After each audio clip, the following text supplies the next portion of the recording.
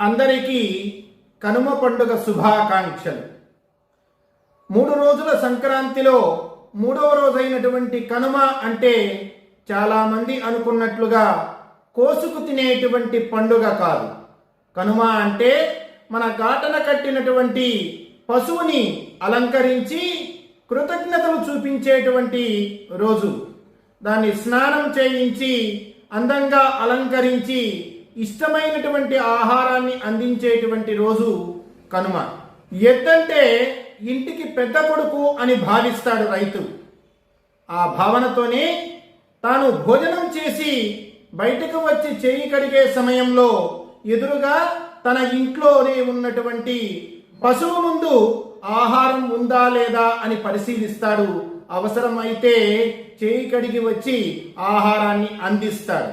కడుపున పుట్టినటువంటి బిడ్డల కంటే మిన్నగా బాధ్యతగా సాగు నుండి కోత వరకు, ఆపై ధాన్యం ఇంటికి చేరే వరకు భుజం పెట్టి బాధ్యతగా ఇంటికి చేర్చేటువంటి పశువు పెద్ద కొడుకుగా భావించడం ఆశ్చర్యమేమి కాదు.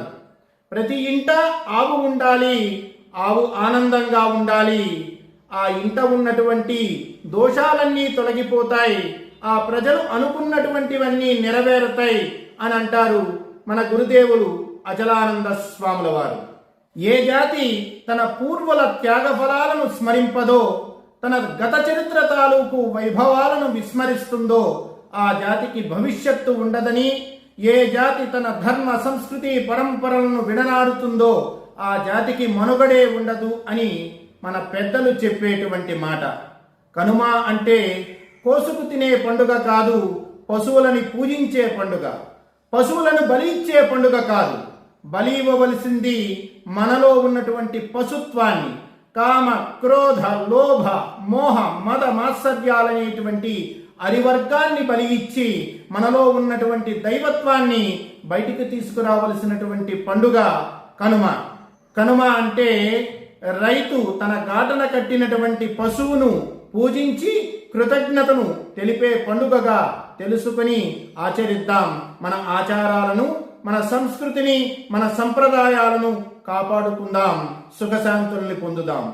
ఓం ప్రశాంతి. జై వీర బ్రహ్మ జై గోవిందమాంబ జై. జై వీర బ్రహ్మ జై అచలానంద స్వామి జై.